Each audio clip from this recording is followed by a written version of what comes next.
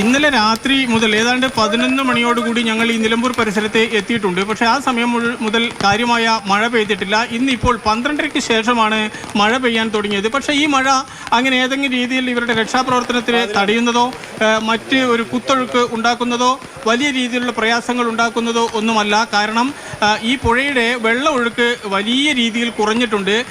ഇതിൻ്റെ വലിയ ഒരു 3/4 ഭാഗം ദൈർഘ്യത്തിലേക്കും നമുക്ക് പുഴയിലൂടെ തന്നെ നടന്നു പോകാം. അങ്ങനെ പുഴ മുറിഞ്ഞു പോകുന്ന സ്ഥലത്ത് അല്ലെങ്കിൽ ആഴമേറിയ മൺതിട്ടകൾ മൺകുഴികൾ രൂപപ്പെട്ടെടുത്ത് മാത്രമാണ് നമ്മൾ കരയിലൂടെ കാട്ടിനകത്തേക്ക് കുറച്ചുകൂടി മുന്നോട്ട് പോയി വീണ്ടും തിരിച്ച് മറ്റൊരു വഴികളിലൂടെ പുഴയിലേക്ക് ഇറങ്ങുന്നത്. അതുകൊണ്ട് ഈ രീതിയിലുള്ള മഴ ഇപ്പോൾ ഈ പ്രദേശത്ത് പ്രത്യേകിച്ച് ബുദ്ധിമുട്ടുണ്ടാകില്ല. പക്ഷേ ഈ മഴ വയനാടിൻ്റെ ഭാഗങ്ങളിൽ പെയ്താൽ ഒരുപക്ഷെ ഉരുൾപൊട്ടാനോ അല്ലെങ്കിൽ കൂടുതൽ വെള്ളം ഈ പുഴയിലൂടെ ഒഴുകാനോ സാധ്യതയുണ്ട്.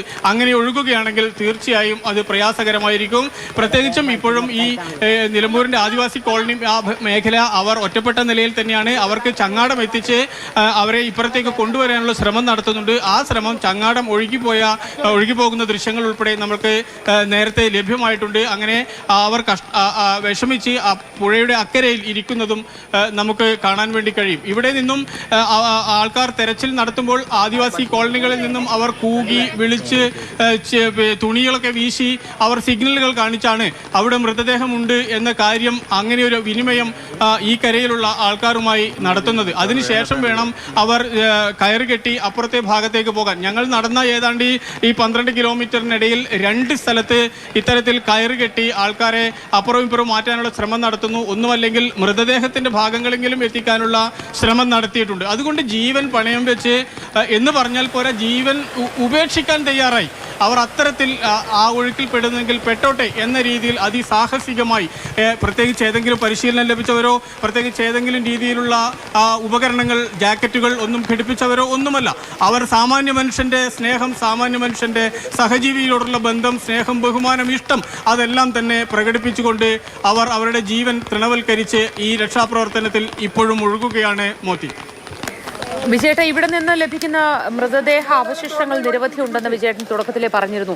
ഈ അവശിഷ്ടങ്ങൾ പ്രാഥമിക പരിശോധനയ്ക്ക് ശേഷം എങ്ങോട്ടേക്കാണ് മാറ്റുന്നത്?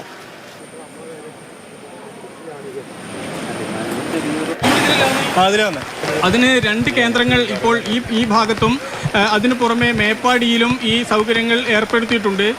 2 രീതിയിലാണ് ഈ കാര്യങ്ങൾ ചെയ്യുന്നത്. പൂർണ്ണമായും ലഭിക്കുന്ന മൃതദേഹത്തിന് പോസ്റ്റ്മോർട്ടം നടപടിക്രമങ്ങൾ കൃത്യമായി തന്നെ ഏറ്റവും വേഗം തന്നെ പൂർത്തിയാക്കുക. അതിന് പ്രത്യേക സംഘവും പ്രത്യേക ആശുപത്രിയും പ്രത്യേക ടേബിളും പ്രത്യേക ഉദ്യോഗസ്ഥന്മാരും എല്ലാം തന്നെ ഉണ്ട്. അതിന് യാതൊരു തടസ്സവുമില്ലാത്ത രീതിയിൽ അതിൻ്റെ ഇൻക്വസ്റ്റ് ഉൾപ്പെടെയുള്ള കാര്യങ്ങൾ നടക്കും. രണ്ടാമത്തെ കാര്യം, ഈ ശരീരത്തിൻ്റെ ഭാഗങ്ങൾ മാത്രം കിട്ടുന്നതാണ്. അത് DNA പരിശോധന ഒക്കെ വേണ്ടിയുള്ള സാമ്പിളുകൾ എടുത്തതിന് ശേഷം അത് മോർച്ചറിയിൽ സൂക്ഷിക്കുന്നു, പ്രത്യേക രീതിയിൽ സൂക്ഷിക്കുന്നു.